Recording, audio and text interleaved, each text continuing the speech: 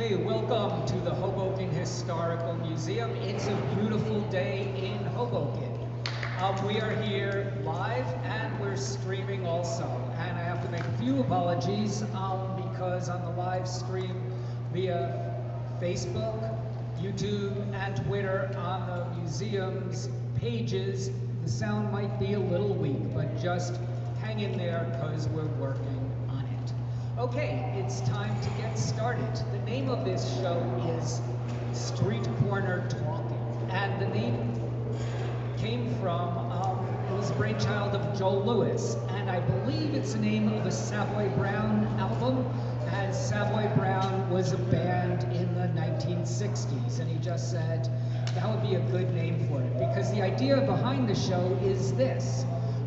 Inside the museum, which you should definitely visit, is an exhibit called The Avenue, a history of Washington Street. So, being the old and new poet-in-residence of the Hoboken Museum, I was like, let's do something in conjunction with what you got on display now. And Joel came up with the idea of Street Corner Talking. And the real overarching theme is we're back. Poets are back at the Hoboken Museum. And it's been a few years since we've done anything like this, so of course there are glitches along the way, but we're going to soldier on and do our best. Anyway, the order of the poets is going to be Buttered Roll, Cindy Dawson, Nancy Bevilacqua, Roxanne Hoffman, and Joe Lewis, and I will introduce each poet. My name is Danny Schott, and we're going to start with me reading a poem. Okay?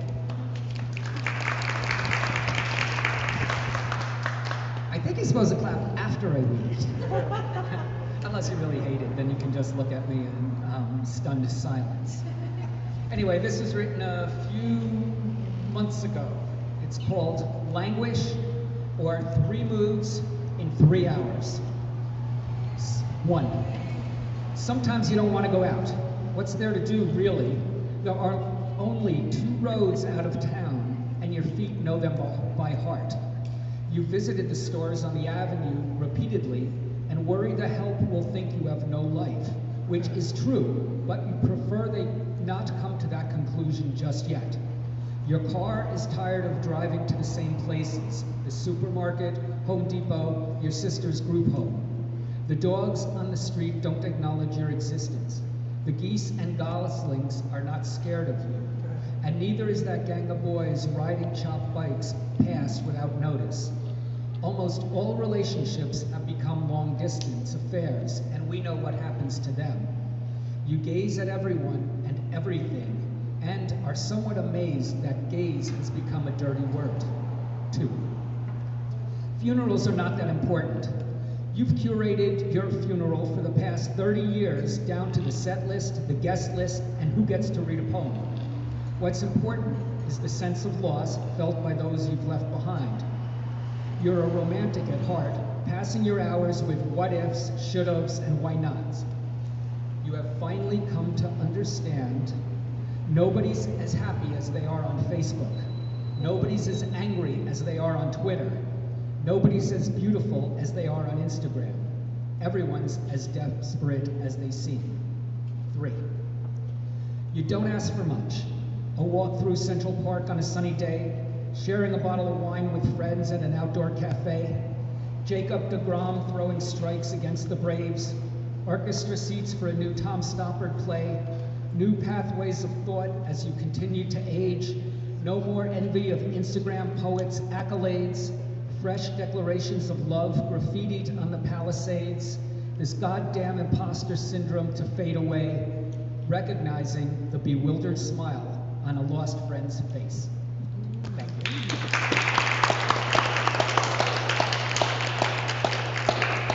Okay, now let's hear from the poets. The poets here live or work in Hoboken, and they're part of the fabric of this community of what makes Hoboken so wonderful. Well, let's get started. Not to be confused with any of the other poetically inclined pastries, and there are quite a few of us, Buttered Roll is a poet, visual artist, and performer. He is making a concerted effort to locate his car keys, among many other things. Buttered Roll has been a featured performer at numerous venues across the greater New York City area, and his work has been published in Breadcrumbs magazine, The Aesthetic Apostle, and Mother Water Volume 1. In August 2020, Buttered Roll released his first book, Quarantine Solo. Haters will call it a zine. Buttered Roll recently wrapped up Exile in Orange. He recently wrapped up Exile in Orange, a solo exhibit at Smush Gallery in Jersey City, New Jersey. Let's hear it for Buttered Roll.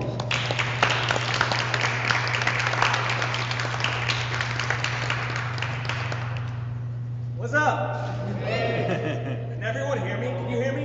Yeah. Cool. I'm gonna stand here. My name is Buttered Roll. I'm a not-so-complex carbohydrate. I happen to live in Hoboken, New Jersey. Thank you for having me.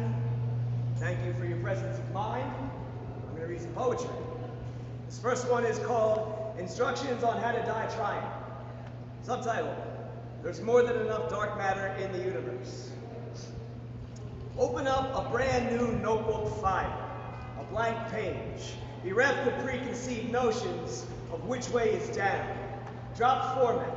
Every idea is a potential point of departure. Real ho shit. Embrace promiscuity, write your best words. Toss your brand new notebook file from a hilltop with an eternal gradient and watch it descend. Collect matter, grow feet, and fall into oblivion. Experience personal growth by permitting yourself to let go of your own words. There was no need for them anyway. There's more than enough dark matter in the universe. You're not dictating any brand new directions in diction, you're a pedestrian. Not the new vocabulary, you're a piece of self-absorbed fiction. And despite the way this sounds, this is not a preconception. Why did I even open up this brand new notebook file in the first place?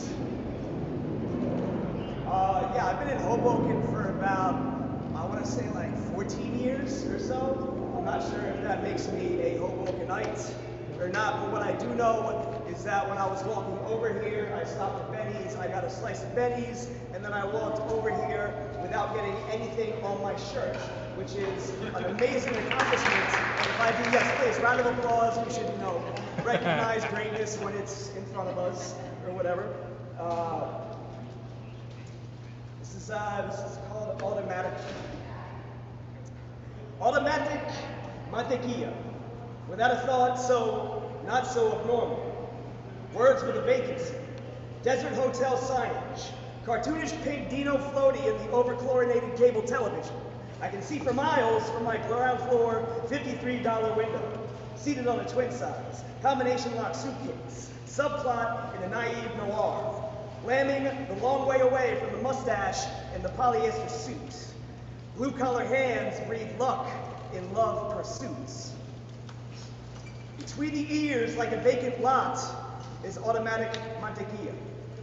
Nostalgically neglectful, a long-abandoned drive-in movie theater, repurposed into a graveyard for Honda Civics, an entire historical record held within 2 doors. The passenger side seat folds forward because the sedan is obscene. How many doors does one need? The standard coupe comes with a modicum of modesty and in Mars Black. One should never put more than 2 doors on a metaphor.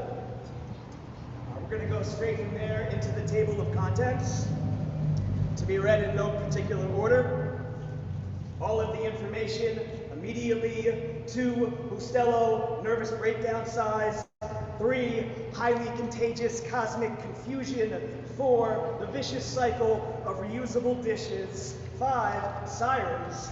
6, comfort food to the point of discomfort. 7, fireworks at 3 a.m. 8, available on all streaming platforms. 9, just outside your front door. 10, all theories from fringe to cringe. We're going to go from the table of contents to the local news. Latest fears, pharmaceuticals, refinance offers, family dealership, targeted fears, vicious platitudes, drugs named after goddesses, the not-so-local weather, aggressive arthritis, additional car dealerships, erectile dysfunction, irrelevant erection, soft-pedal racism, targeted sensationalism, let's blame it on the devil, anything but the system, top-rated urologists, passive recreation, refinance your fear of death, take a loan on your anxieties. We believe in satanic panic, more police to protect the Applebee's, free approval for total bankruptcy, all of your favorite fears, and more at the top of the hour.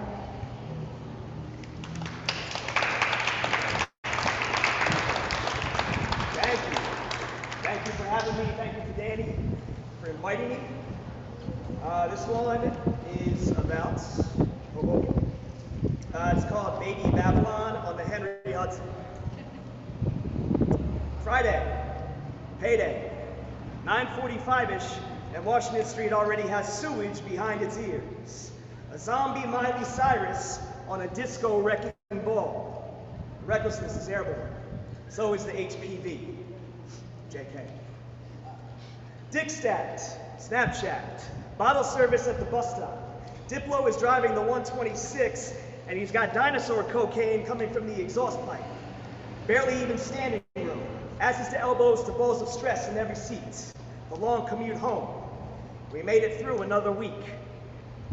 Cat's feet, Court Street, 27-inch heels and plaster-casted collars, each of which is en route to the Dwayne Reed discotheque. The Mountain Dew fountain is in the middle of the dance floor. Last call isn't until the revolution. You never have to go home, but you might want to go to the hospital. How many mediocre jokes have been killed by a bad connection? A head full of Adderall, 2 shots of Jameson, 1 shot Barbitol. In the Hoboken Dwayne Reed, the bar is next to the pharmacy, aisle 13, where you'll also find salt pills and morning afters in all unmarked bottles.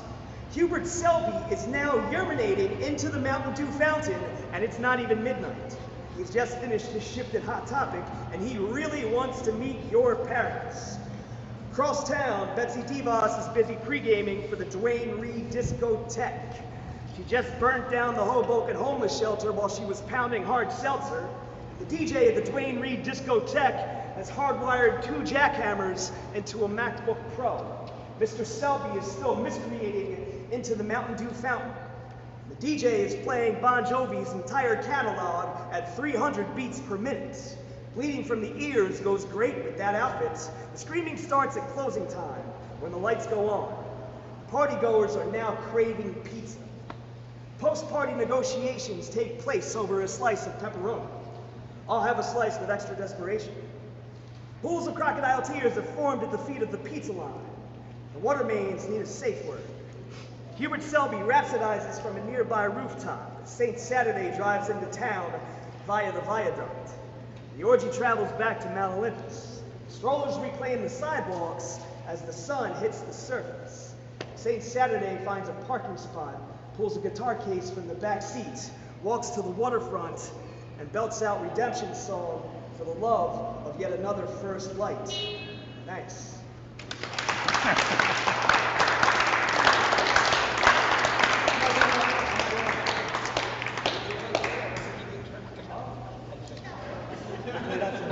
That's my job, right? Okay, cool. This one's called the 126. 7 minutes late. This bus stop has a bench, but it's reached capacity. A glance down the block reveals nothing but compact cars, oversized strollers, plaid patterns, and situational alcoholism. No sign of the 126, but 7 minutes late is still slightly early. 11 minutes late, and the locals have their Twitter accounts open. NJT has posted a picture in which one of their buses is on fire. Hashtag woke up like this. The state of public transit is encouraging people to swim to the city. Hoboken-based scuba retailers are all in the black. Scuba lessons are $120 an hour. Half price if you can survive swimming in the Henry Hudson. Over 14 minutes have passed schedule, and a cloud of black smoke seems to be moving up the block. The 126 is within smelling distance.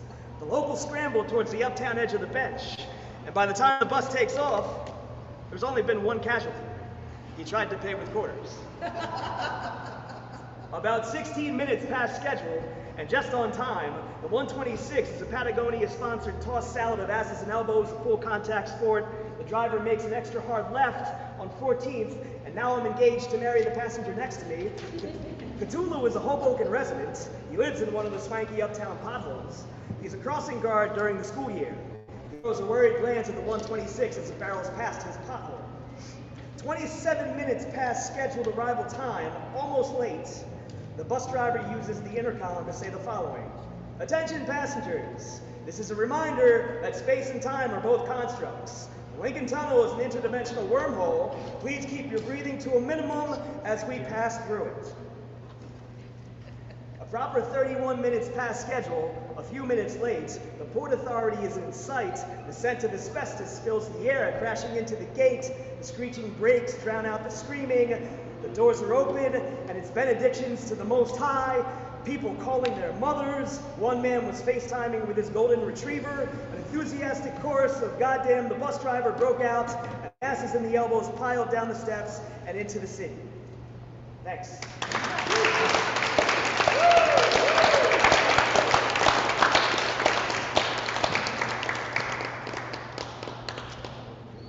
Thank you for having me. Thank you. Thank you, Better Roll. Jason, for what it's worth, I've been here 33 years, and I'm never going to be a Hobokenite for the people who are born and raised in Hoboken. So 14 years eating at Benny's. Okay, next up we have Cindy Dawson. And Cindy is a poet, performance artist, who has fronted the rock band The Sins for 10 years. The Sins have 4 albums released, and the newest album is just terrific. I got a copy when I saw you guys play at Bowery Electric. 4 albums released and can be heard on Sirius Internet and international radio. Her poetry has appeared in over 75 anthologies and magazines. She has 3 chapbooks. The most current is Outside Girl, published by Hoboken's own Poet Square Prada Press.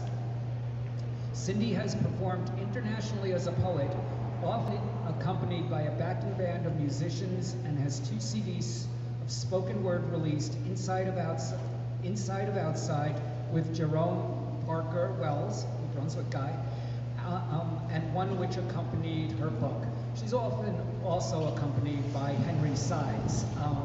Also, let's have a warm round of applause for Cindy Dawson.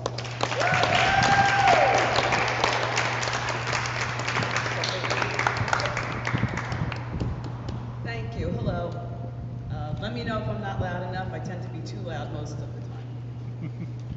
I have 2 Hoboken poems for you, and then I have a couple of love poems because Hoboken and love go together for me. Oh. This one is called On a Hungry Day. In the 1990s, I found myself in Leo's.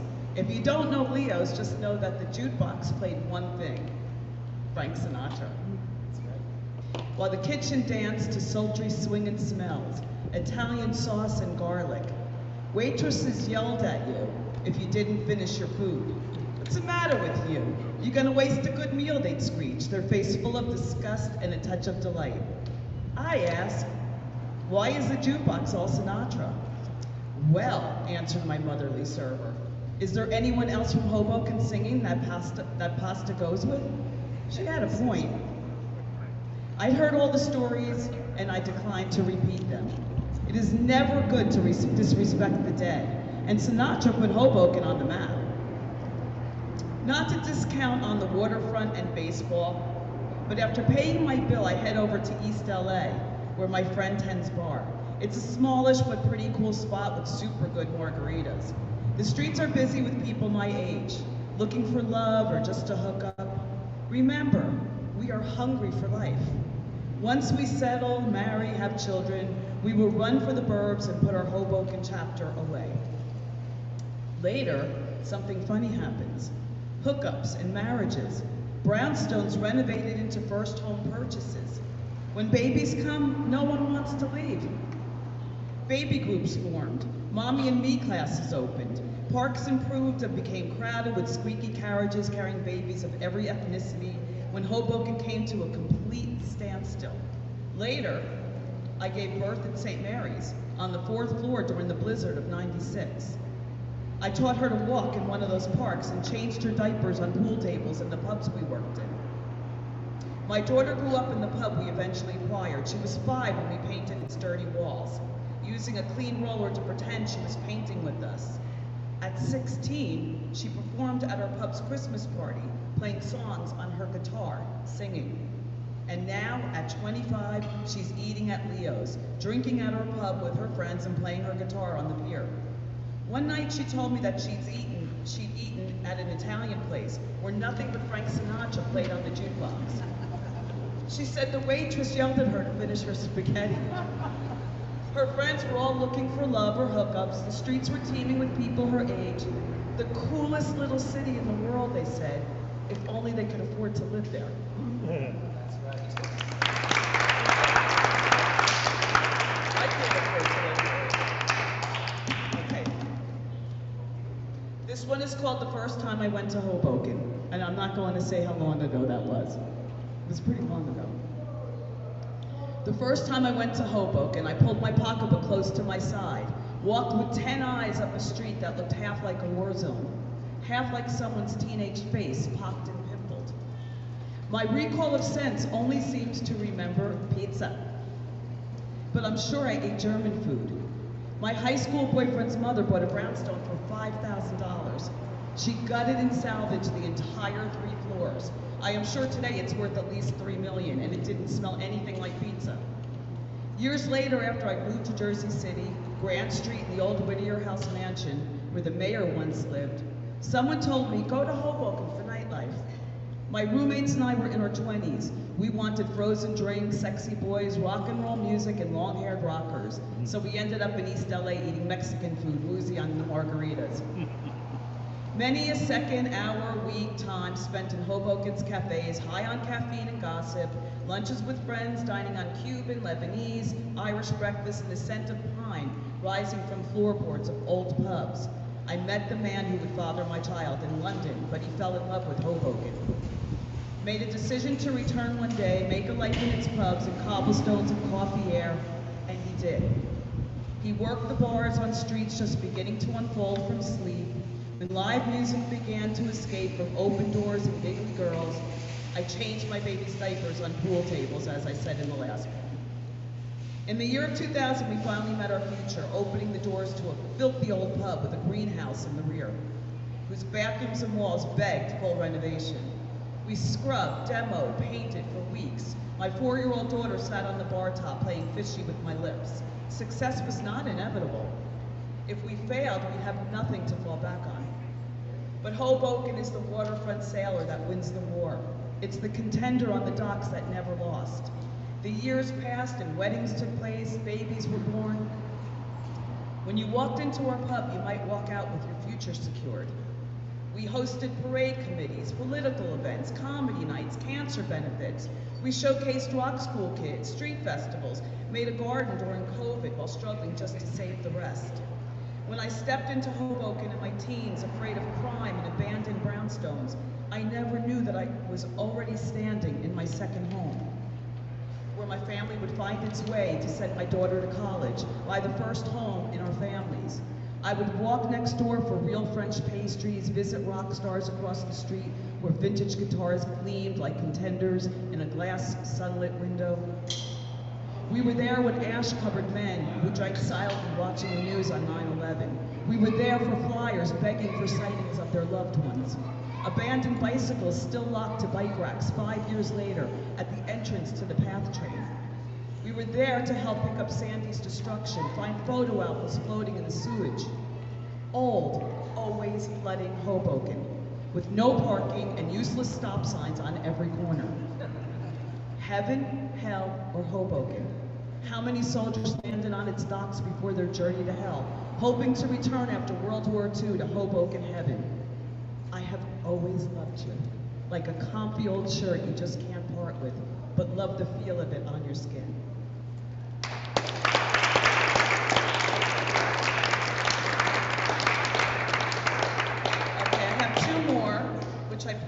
be love poems, because Hoboken and love are the same to me. This one I usually do with Henry on guitar, and we perform this with a bunch of musical pieces, but I'm going to read it here without Henry on guitar. Sorry, Henry. This one is called Love Ain't Falling, and I'll start off with a quote from Neil Gaiman. Love takes hostages. Damn straight it does. You don't actually fall when you fall in love, although Annie Franco said, love is like falling, and falling is like this. I say it's submission, a calf to slaughter, a willing captive going down with the ship. It's the spell of a familiar stranger, a compulsion to dare to utter 3 words. Say them just once. You will no longer own the you that you once were. Mirrors will reflect a snickering clown, glaring psychotic. To become a we requires faith that without love, you will die unfed. You will most certainly lie sleepless with fever, a fury hot which opens you wide, which stabs the base of your skull with an ache you'll not soon forget, in every sucking vein. With each day you will recover in increments of compromise. To start, small parts of yourself dissolve until the small becomes a gaping hole where your heart is carefully carved out, left exposed to all elements, 4 seasons and carnivorous creatures. One day you are pursuing things called dreams, and the next you are pursuing another's. And the moment love shakes a bit, or shows a little late for a table all set and eager, you will feel like you are falling, a long, vibratory fall, a sigh yanked from your throat. But you will be standing locked, not falling. It's not as if love lurks in a trench coat, but it waits. It's a sneaky bastard, and it always wins. It is an infinitely patient being. I've been its hostage, I've taken a few too, and not one of those times did love find me falling. No, love grabbed me from behind and threw me hard onto the ground. Sorry, breeze. Stay tuned, it's coming. It stomped on my head, held my arms down, and then it kissed me. It kissed me. Light splitting, banging, fireworks, mad joy, the color of blood rushing, and I got right back up. I looked love straight in the eye. I opened my arms straight out and I said, do it again. Do it again. But this time, love, don't let me fall.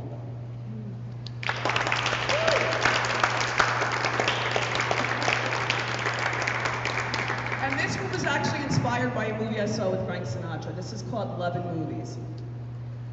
It is only a movie, but the way he holds her, like a treasured photograph, all his memories flooding back, every time his eyes fall on her, holds me in its moment. He holds her like she is the only woman he has ever discovered, unearthed from fertile soil, then replanted to full bloom with every kiss. He gazes at her like her eyes hold his breath, and only her blink releases it. When he speaks, his words are carefully measured, so that not one word will break her. But it is only a movie, and I am held captive. I am in love with their love. If I watch that scene over and over, I might discover what washes over them, what seeps through their veins to make them need the scent of one another just to exist. But their script eludes me. Us, all of us. It is only a movie. Thank you.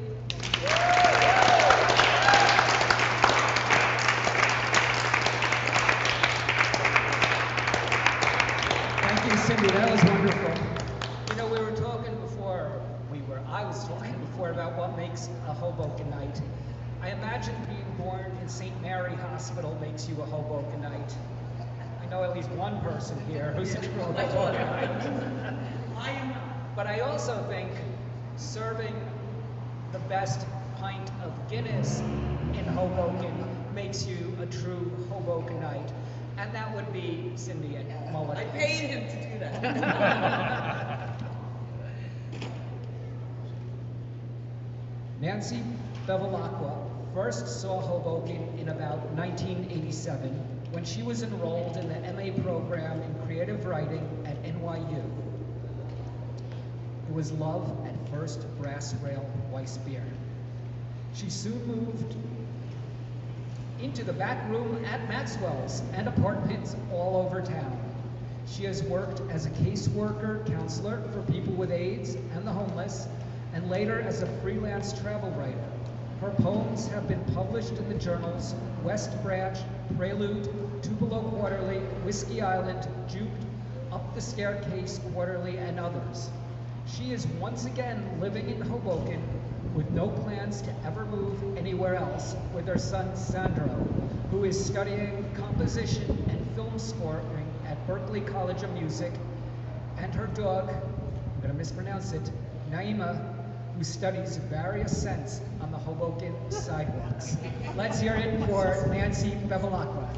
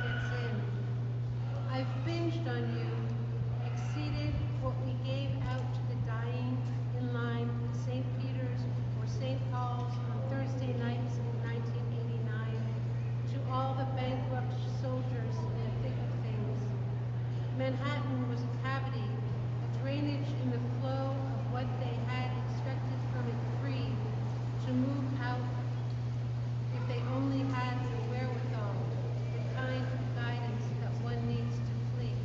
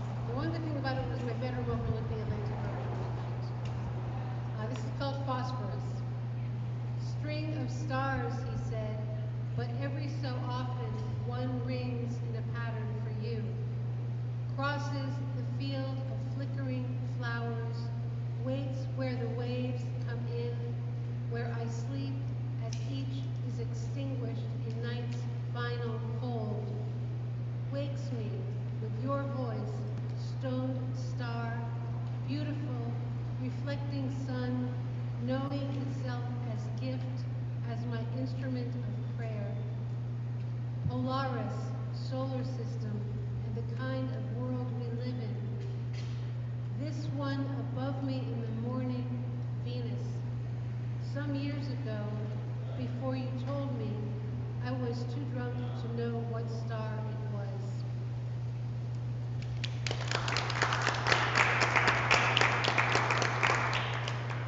I still have time? This poem is about something I read about a few years ago, and I was thrilled it got published in the West Branch. It was kind of like a bucket list for me. But the incident made me sad, so I wrote a poem about it. It's called For the Albino Deer Shot with a Crossbow by an 11-year-old boy in Howell, Michigan. Scent familiar in suburban snow, hills of nettle, lips too delicate to nuzzle what they're offered when trees unbend. Buck moon shade green on lifted legs, head bowed, snow heft, drowning out the highway drone. Boy not seen. Cleanness of the motion high, where devils fly, the arrow splits the eye, and wanders furious into space that held the solitary spirit, unknown there. Broken windows of the eyes gone cloud.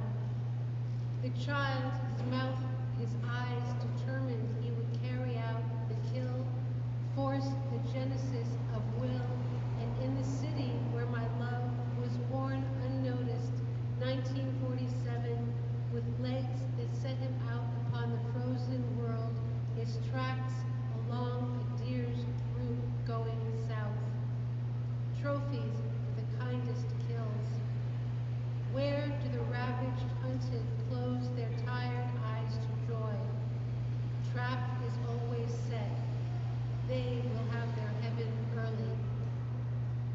The person I mentioned in that poem, who was born in 1947, was one of my clients. There's another poem about him later. Who, when I was a caseworker for people with AIDS, and I kind of ended up moving in with him for the last few months of his life, which I feel a little unprofessional, but I did it. So anyway, that's who that was about. So,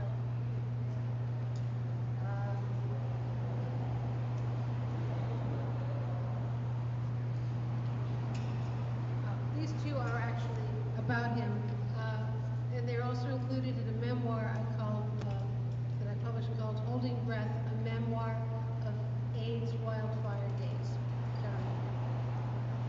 Seward Park.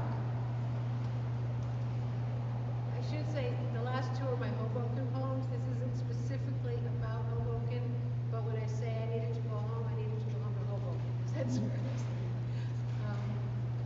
Longer than I thought, the walk across Houston, through Seward Park, to a part of Chinatown I'd never seen. It was October. Blue milk spilled from sky to street, and lights were sparking on. I don't remember where we meant to go, or who was leading whom. Tarnished sea bass gasped in window tanks, slid their bellies in nervous shimmies up the glass, losing scales, mouthing breathless oaths, then flipped back into the crowded dark to let the others have a go. I watched you eat and paid for it in a restaurant where in the windows ducks hung by their necks on hooks, plucked, all flesh, eyeless heads bent sideways in attitudes of shame. By the time you finished, it was dark. Leaves under street lamps fanned from branches over shadows displayed and swaying, cards held in a nervous hand. I meant to leave you then, but you were talking, and I had no one at home.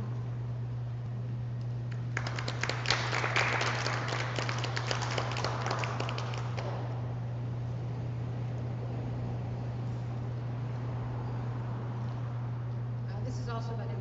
How you looked, VA Hospital, spring 1990. David, let me wash and cool your swollen feet while you're awake, so nothing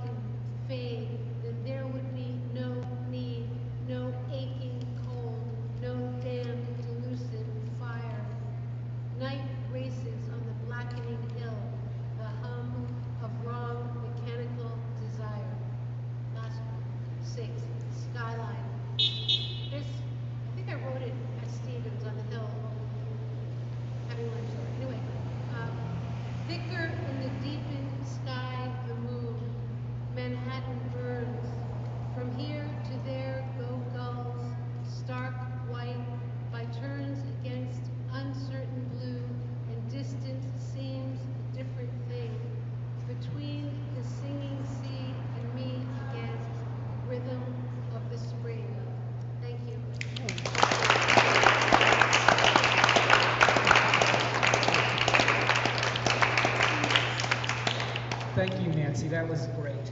I didn't mention in her bio, because it wasn't in the bio, that while her poems are crystal clear, I very much enjoy and think she's a terrific photographer. I follow her photos on Instagram. Her blurry, impressionistic Hoboken scenes are like one of the highlights when I'm scrolling through Instagram. So I just wanted to do that.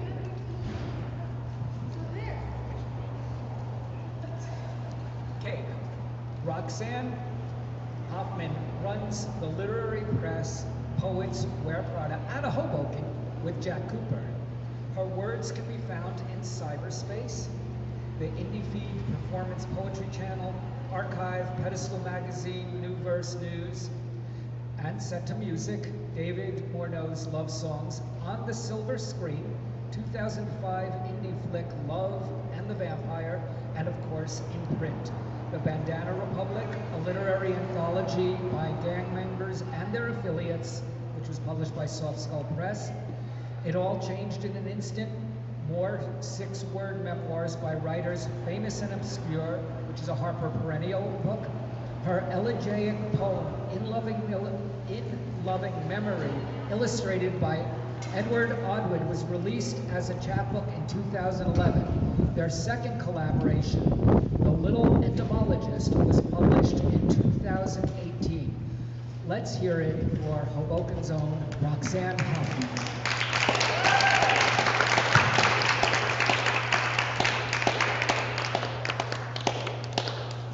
Hello, everybody. Can I do it without the mic? Yeah. Yeah? Okay. I'd rather do it without the mic. Okay. This is the birthplace of professional baseball. We will start with a baseball poem. Bottom of the ninth, A to Z. Angled bunt careens, dizzily evading fielders' glove. Hustling infielders juggle clutch lock. Minus needed out. Pitcher quits. Runner stampede triumphant. Underdogs victorious. Words X-rated. Yield zip.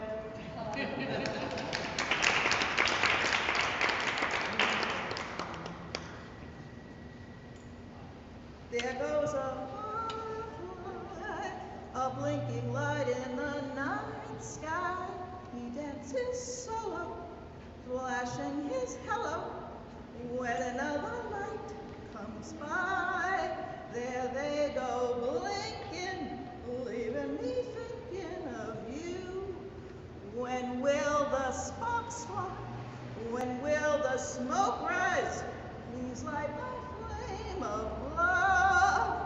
Sometimes you pass by, making me wish I could let you know, and some way show the glow I feel inside.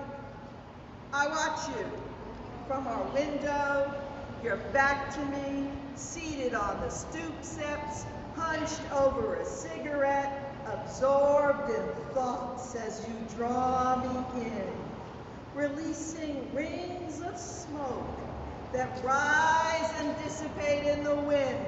A plastic sack of groceries rustles noiselessly at your side until you feel my eyes gently pressing your back, softly calling you. You turn around to wink at me, flick away your cigarette, lifting your sack with one hand, acknowledging it's time to come back into me. There goes a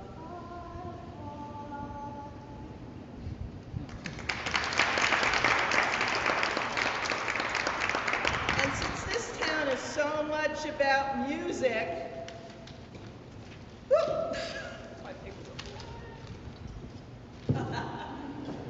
this is actually dedicated to Leonard Bernstein, but it's called Musicology Class, Learning the Lingo. Lesson number 1, accidental blues, contrapuntal downbeat, eardrums follow, grooving higher, intonation jazz, key change largo, molto bene messo, noisy, offbeat, pulsing, quadraphotic, refrain, sustain, tempo, upbeat, velvet whispers, zoomy singers, yodeling, zoning, zappa, auditory basics. This is lesson number 2, sorry.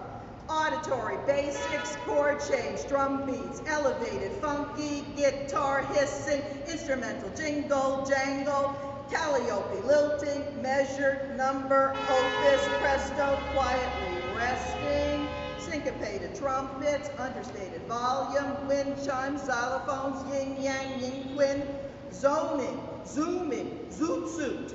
Lesson number 3, accidental blues, concert, dive joint, entertaining, folksy, G-string, harping, incidental, jamming, keyboards, lazy, mantra number 1, mantra number 9, octaves, piercing, quick step, rocking, strumming, tapping, up the scale, vibrant, woodwinds, X times, yawping, zoning, zappa, zipping, zithers, zampa out. Lesson number 4, accidental blues, intonation, jazz. Now practice, because practice makes perfect.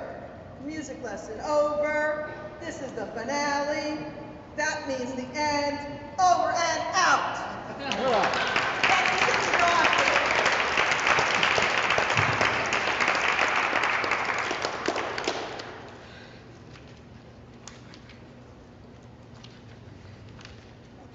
You do have something. 2, I'm sorry, kind of sad poems, but here's one of them. Death in Hoboken. Muerta a Hoboken. May God bless you. We try in vain to pull away, to go immediately without delay, only to remain. You must never smile like that.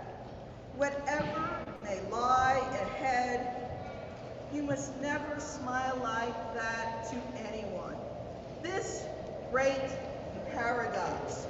To our eyes, it appears that the sand runs out, only at the end. How we ignore the inevitable. Why are they disinfecting Bloomfield Street? Until suddenly, the sand runs out. A child dies, a brilliant career fizzles, my feet so swollen. Not a moment's brain remains. Habit hesitates our escape. The wake-up call of coffee, the lit match to cigarette, a glance at the headlines of the New York Times. And so, our connections missed, the luggage already en route to the wrong destination. Accident detains us, confused we return, resignation, perhaps intention.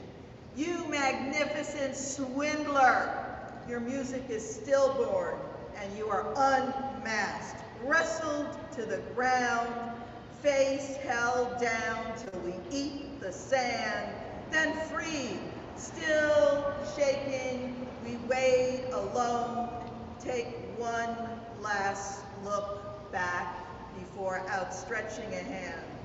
Like hunters aiming in the dark to resume Apollo's pose, gilded by the glimmer of the sun. No more time to think. Death, not worth thinking about, till the last moment when there's no more time left to think about it. So we just laugh and laugh as Frankie croons, you make me feel so young.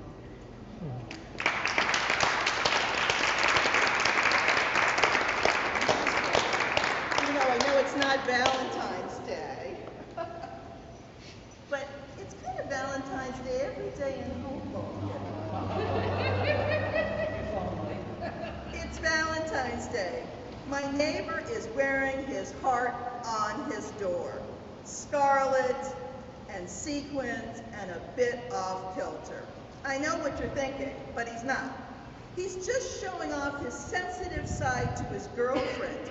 hoping this public display of amore will weaken her resistance and melt her heart. And it does.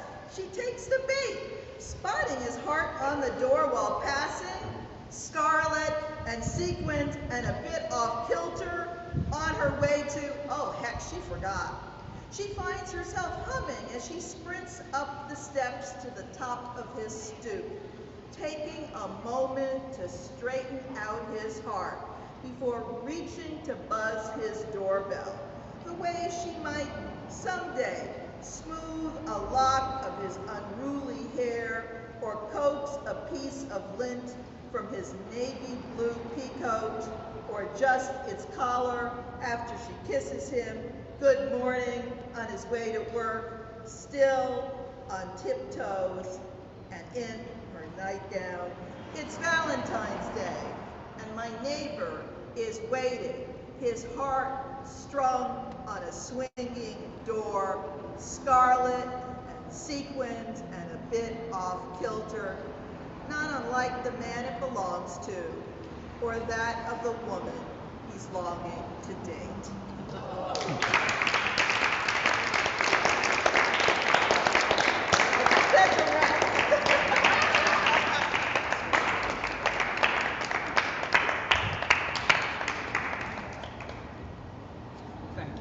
Thank you for that, Roxanne. Okay, the Hoboken Museum does this show on Thursday nights, a live show called Hoboken Talks. And the idea behind Hoboken Talks is we interview or talk to interesting people. And one of the first people I suggested and wanted to talk to was Joel Lewis, and we did a show a few months ago. And Joel is just a fascinating human being. He's also the author of My Shaolin, a poem of Staten Island, as well as North River Rundown, Surrender When Leaving Coach, Learning from New Jersey, Verticals Currency, and House Rent Boogie. He's the winner of the second, and unfortunately last, Ted Berrigan Memorial Award. He edited Blue Stones and Salt Hay, an anthology of contemporary New Jersey poets, as well as editing Reality Prime, the selected poems of Walter Lowenfels, and On the Level Every Day, the selected talks of Ted Berrigan. Let's have a warm round of applause for Joel Lewis.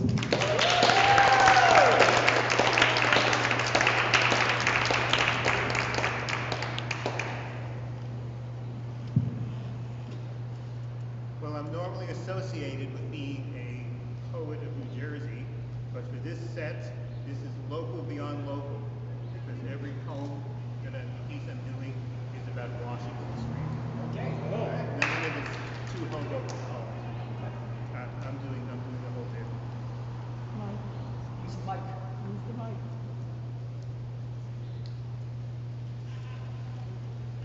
In defense of irony.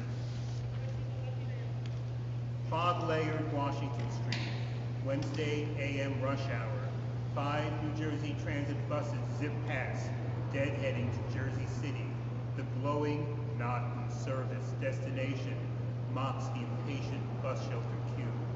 Suddenly, another dark garage-bound bus bursts from the broom. And wait, it pulls to our stop with its door opening. I clamber aboard into its Lugosi chamber, a standing room full interior, and as I hand over my fare, I josh the Crandon-sized driver. Hey, are you driving incognito tonight? No, sir, he replies. This bus is going to the train station.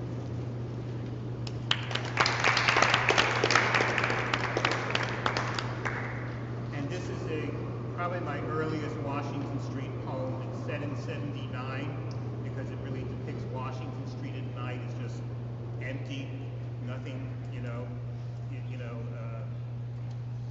ringer. Tonight, Hoboken is peopled by absent men. Their bare feet speak of betrayal. Their worlds a walk to dreams where nothing gets invented.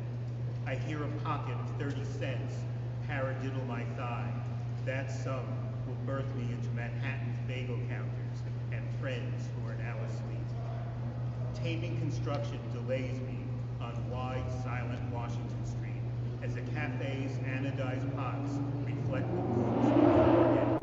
I stand with the stray dogs inside the rosy night flesh of spring and search for your herringbone jacket under the soft green outline of Sam Sloan's statue.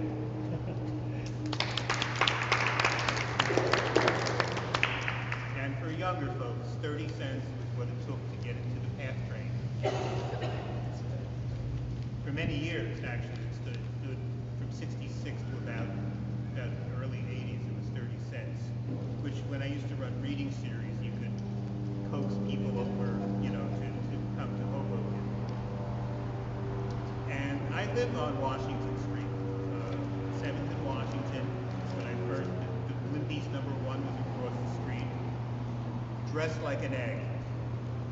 Early AM, late December, on the Anglican side of the building, with a digital throng outside insisting, "Is that God snoring?" asked my inquisitive imaginary child.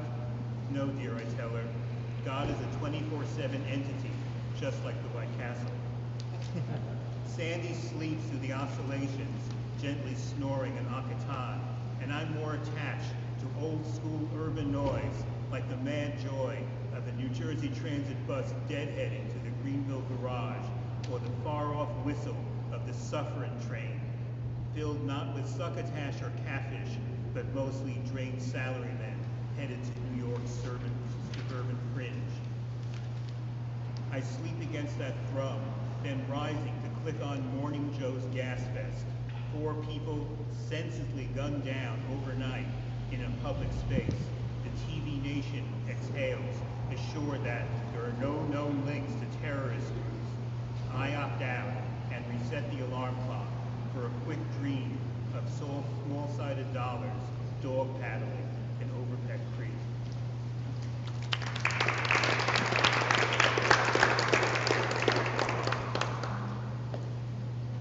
And this is called Washington Street Congress, which borrows from the song by Weather Report, 125th Street Congress.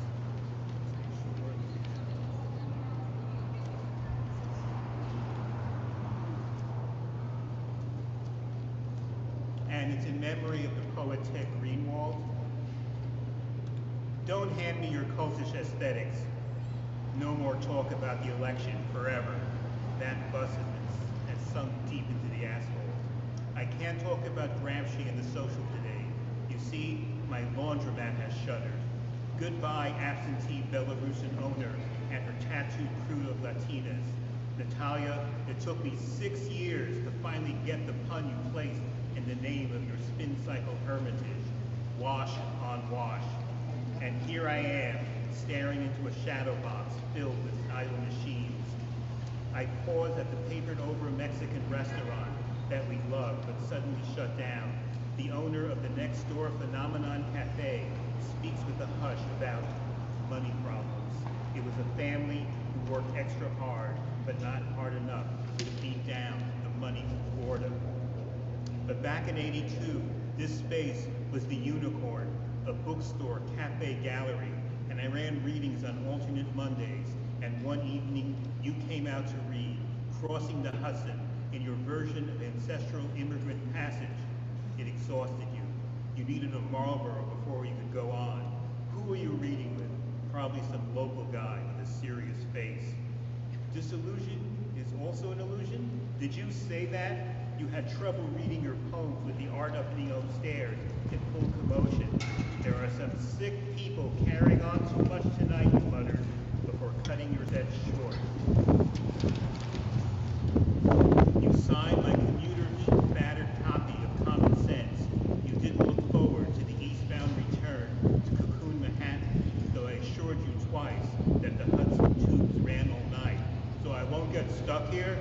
Nope. So a bunch of us very local poets walked you down out our ennui-stained main stem and got you on the uptown service, waving farewell as the door closed. Back then, people tended to speak in full or nearly full sentences, but in the future, Ted assured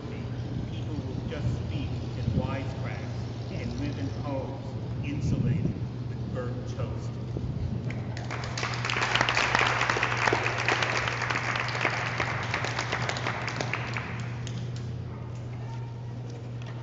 And this is called, it's actually still one of my favorites to read, Hoboken in Advance of the Sunset. And the cover of my first book, House Friend Boogie, is an illustration of the poem that was put together by an artist in Oregon who had never gone east of the Mississippi. So I was very pleased with that. Needless and undefined dimensions limn my walk of jazz's intuitive process and the voluptuous latitudes that name a city. The ancient air flails above my head, and the menu of Washington Street seems a utopia of muscular boys, aged young mothers, and one old German bakery absorbing city hall days. The quiet tension of mass isolation plays against the dancing presence of late afternoon light.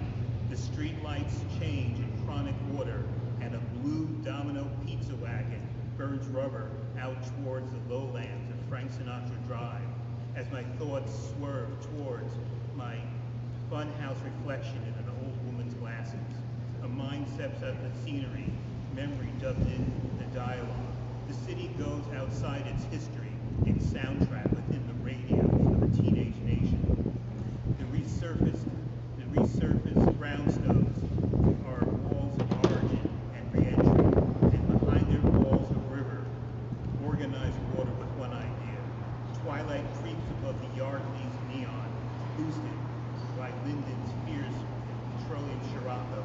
We like it like that. I arrive to listen, the reticent world's sense of the fabulous.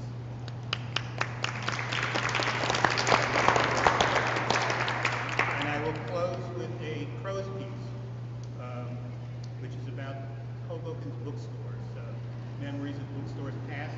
It was commissioned by the Hetty Green Foundation. Hetty Green, as you might remember, was referred to as the Witch of Wall Street. Well, a group of feminists really want to change that. They want to really point out that she was leaning forward back in the 20s, even though it meant her son's leg got amputated. Was that the story? He couldn't pay his bills. Yep. So the Hetty Green Foundation feels that maybe sending people up like me talking about Hoboken might change things. When I first began regularly venturing to Hoboken in the late 70s to host a poetry series at the Beaten Path Cafe on Lower Washington Street, I was continuously fascinated by the city's streetscape.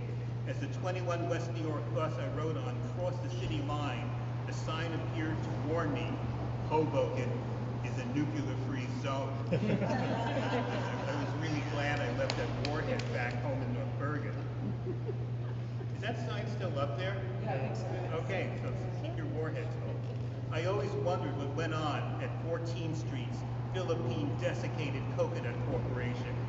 And as my bus made the ride onto Washington Street, I caught a glimpse of a Botanica, its windows dominated by a wooden statue of the unlucky and pincushiony Saint Sebastian. This was followed up by a series of old-time facades straight out of the film noir land, like People's Photo, its display window filled with ancient cameras, Marcus Jeweler and its neon clock, and Goodman's Haberdashery catering to men and boys. No wonder that when Ted Berrigan came to read his poetry, that he later told his friends back in the East Village, you want to see what Manhattan looked like in the 50s, come to Hoboken. Hoboken, like the rest of working-class Hudson County, was devoid and somewhat terrified of bookstores. So when the Unicorn opened in February 1982, the New York Times sent the well-known journalist Bill Geist to cover the event. The March 23, 1982 story titled Quiching Hoboken, and a historical note to the young before yuppies and hipsters, urban colonizers were sneered at as quichers. Located in the former Salvation Army clothing store, which today houses the popular Chorritos Mexican restaurant, the Unicorn was the first place on Washington that did a total revamp of its space.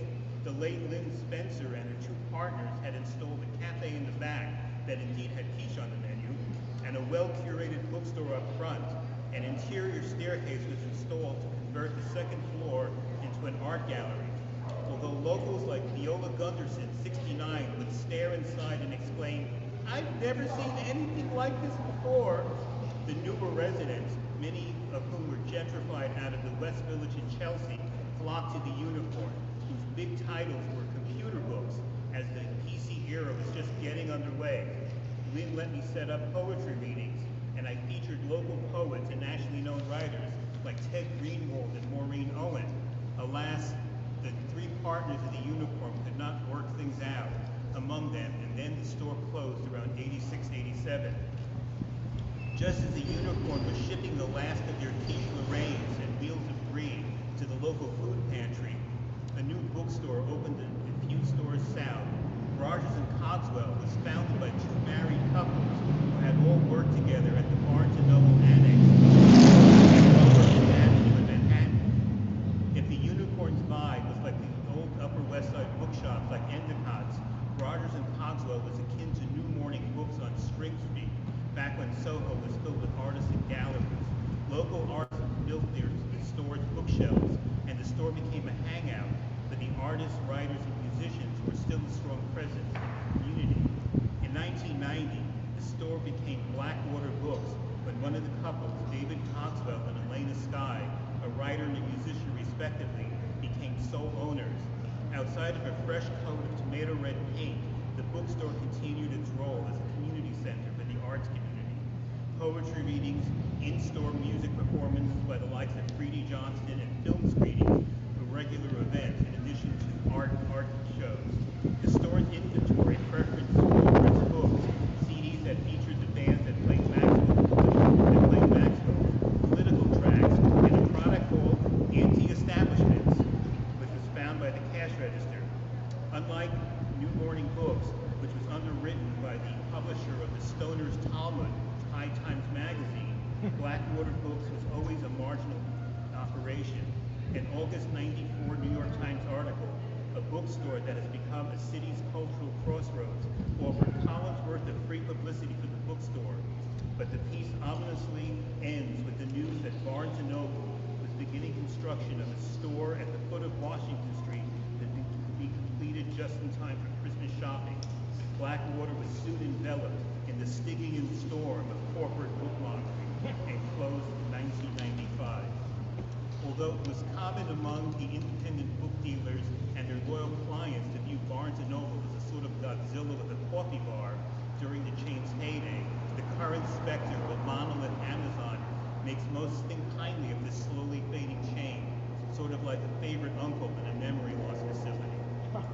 Our Barnes & Noble is classified by the chain as a Class C store, where new managers learned their trade and the inventory was decidedly mainstream. The bright spot of the operation was Florence Wetzel, a Hoboken writer who served as the store's community person and who booked in-store events. For years, it was a regular spot for poetry readings, and Flo made sure that us readers got a free coffee drink plus a pastry and the employee discount to use for purchases at the store. The store was also a popular hangout for late-night commuters waiting on their suburban trains, and the coffee bar was also a popular meeting place for meetups as online dating emerged in the 2000s.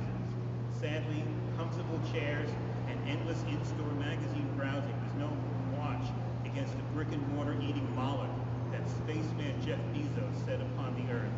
Hoboken store closed in 2010.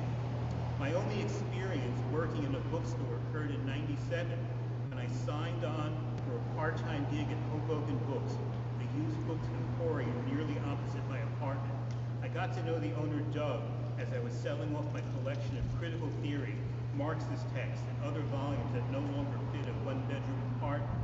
I was soon invited to join a crew of local bohemians who attempted to make order out of 2 levels of books.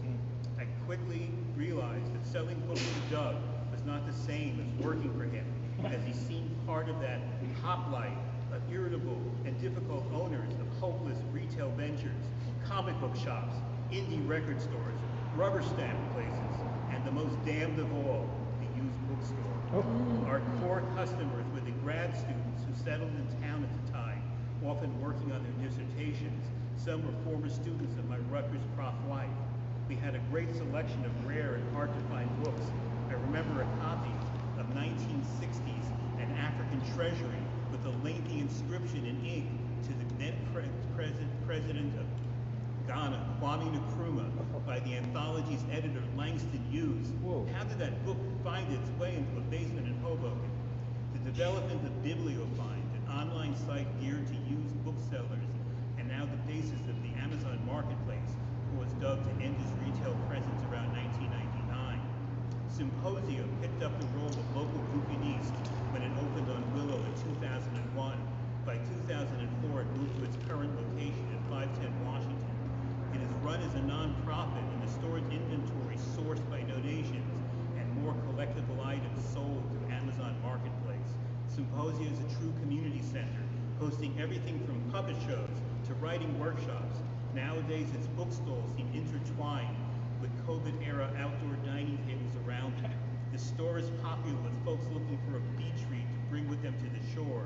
And if you notice people still reading actual books on the path in the 126, there's a good chance that it was sourced at Symposia.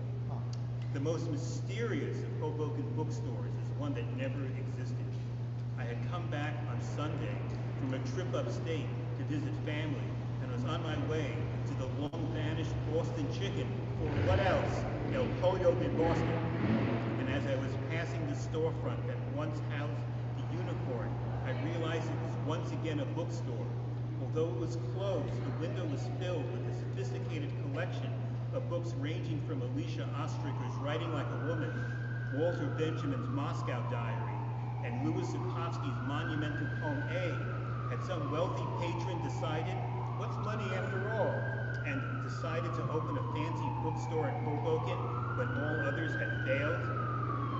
The next day, I headed over ready to offer my services to run yet another poetry series. As I crossed over to the west side of Washington, I passed a woman who really looked like actress Amy Irving. And as I walked downtown, I noticed a series of Haddad rental trucks that led up to the new bookstore, which was actually a movie set. The film, I got 2 more paragraphs, no big deal. The film was Crossing Delancey, and it was a popular rom-com indie in '88. It was Irving's one big feature, playing a young woman working in a bookstore modeled after Books and Company, torn between a Lothario Middle European novelist and the honest pickle vendor played by Peter Rieger. As the space was totally vacant, crews converted it into the bookstore set. You will recognize the interior of the current occupant Churritos when you watch the movie. My wife and I spent the evening joining a crowd of locals watching pioneer woman director Joan Nicklin Silver filming a scene consisting of people leaving the bookshop after a reading. What we watched for hours in the cold lasted about 12 seconds on screen. There were reports that Irving's then husband, Steven Spielberg, was spotted tackling a calzone at Benny Tadino's. Our friends Pat and Joe Narciso, who own Town and Country Crafts and Antiques at 527 Washington across the street from the movie set, had their best Christmas ever.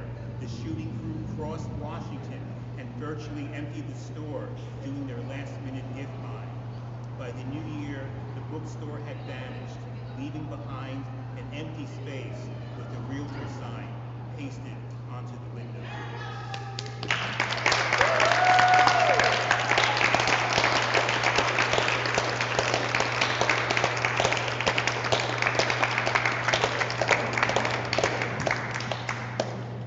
Thank you, Joel. Let's have a round of applause for all the poets we've heard so far.